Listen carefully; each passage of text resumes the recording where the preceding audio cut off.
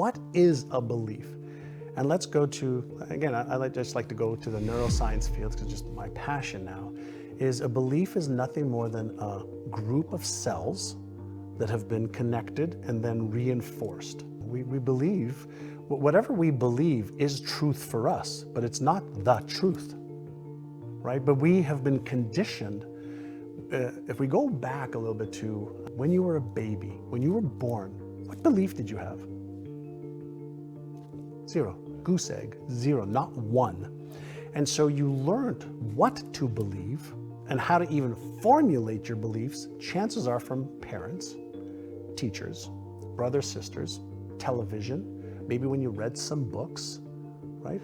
And we behave based on what we believe. So we might be behaving our lives away based on false or inaccurate or disempowering beliefs. So if a belief is a neural pattern in the brain, then we probably have some good ones, empowering ones, useful ones, and chances are we have some that are not useful, not empowering, and not worthy of the geniuses that we all are. So the question is it possible for me to develop new beliefs that I don't believe right now? The answer is yeah. So the process is you can read new beliefs to life. And so if you listen to beliefs that are empowering over and over and over again, and you emotionalize them, and you visualize yourself actually acting out those beliefs, and you learn how to pay attention to that little inner critic that says, that's bullshit, that's not true, that'll never come true, that's not true. If you learn and you remember that that little voice is there to consistently keep you in this homeostatic place, and it's there to protect the beliefs that are there now. The latest research shows that to develop, a new pattern takes between 66 days and 365 days. So you have to use intrinsic and extrinsic motivation. So you have to start everybody off, well, why is it important for you to be able to develop these new beliefs? Like, what will your life be like if you had them right now? What would your family life be like? You have to give them a benefit that's greater than the switch cost. That's interesting. Right? So the switch cost is something that our brain resists. The only human that likes change is a wet baby. Every other human being is resistant to it because safety first and homeostasis and energy conservation. So we are biologically wired not to want it to change. So we have to deliberately coax the brain into motivational reasons, emotional reasons. You have to have intrinsic reason, why must you do this? And so you can use pain as a frame as well. So if you don't, then are you okay with your life being like this at this age in 5 years, in 10 years, in 20 years? And if you're okay with that, then you're not a candidate for change. But if you're committed to letting go of the old so you can create the new, and you create motivations every day, that's where the power is. Remember earlier, progress, not perfection. So anybody can do 1 minute or 10 seconds. So if you can start to formulate a habit, a daily habit, a weekly habit, it doesn't matter how long it is. If you can create that space in your brain that on this day, at this time, this is what I do, and you do that repeatedly, that becomes a habit. And it takes those 66 days or so for a simple habit that you have to consciously do to then the habit doing you. And that's why they say we are all creatures of habit, because habits run themselves. Their subconscious programs just run themselves. Most people don't take the time to become aware, what are my empowering habits? What are my disempowering habits? And then the next question is, well, how do I release this one?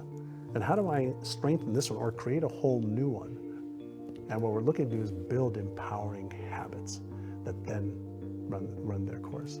Emotions and feelings aren't positive or negative.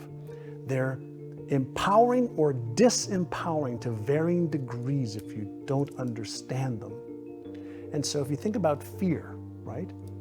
How does a firefighter go into a burning building when there's this enormous adrenaline and epinephrine that could stop most people dead in their tracks. They learn, here's the feeling, it's normal. Do you have the knowledge and the skills and the preparation to deal with this in a safe way? Go. If you don't, now you retreat. So we have this phenomenal brain, right? It's genius abilities. We can't figure out how to replicate it anywhere with billions of dollars, but we are getting some of the user's manual now. So when you feel fear, what should you do? I teach the first 2 inner sizes that I teach every one of our students. Number 1 is called Take 6, Calm the Circuits. So if you have this unpleasant, anxious, fearful emotion, energy in motion, right? And it's unpleasant and the brakes have gone on, if you just take 6 deep breaths in through your nose, out through your mouth like you're breathing through a straw, you will deactivate the stress response center, which means blood is going to go back to the left prefrontal cortex. The Einstein part of the brain can actually think through this problem, because what happens when the stress response center is activated, blood goes away from that into the fear response, so you have epinephrine, cortisol, adrenaline to be able to get you out of the situation. It's part of our instinctual brain, part of the reptilian brain. The first part of the brain that was developed was that, then the mammalian brain, the limbic system, then the neocortex, the thinking brain. So when our brain has this signal of, oh my God, you might get hurt, you might lose this, you might get in trouble, you might be embarrassed, ashamed, ridiculed, judged, etc., that part of the brain is going to get activated. So if you take 6 deep breaths first, calm down, calm the circuits first, then do inner size number 2 is called AYA, A-I-A. The first A is for awareness. What am I thinking right now? What am I feeling right now? What am I sensing right now? What is my behavior right now? So you thoughts, feelings, sensations, awareness of behavior. What's my intention right now? That's the I. Well, my intention is to move forward. I want to do this. Great. What's one very small action step that you can take?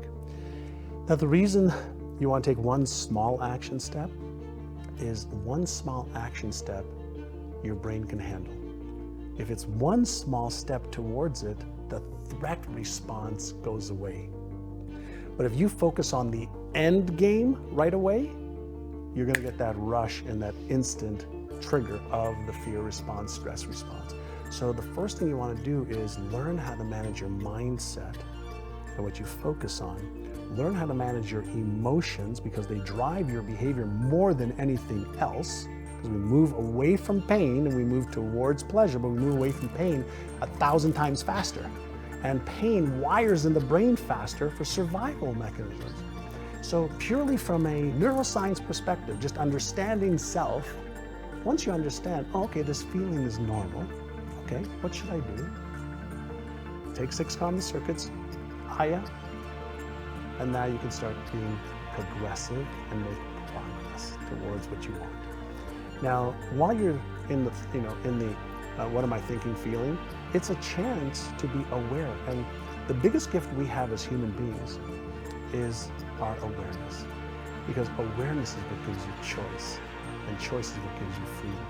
Most people are living their lives in a reactive state, automatic reactive state. So we're in this repetitive cycle over and over and over and over. We react to the same things, we behave the same way, we eat the same foods, we dress the same way, just to maintain that homeostasis and comfort zones. And we've never been taught. Like, well, when were we taught it as kids? Like, here are your 6 core emotions. Here's the way you deactivate your stress center or fear center. Here's how you activate your imagination center. Here's how you have more focus. Here's how you develop a new belief. Here's how you develop a new habit. Here's how you release one. We haven't been taught that. We've been told they're important things, but we haven't been given the tools, and then we haven't practiced the tools enough to be able to make them part of our unconscious competence brain.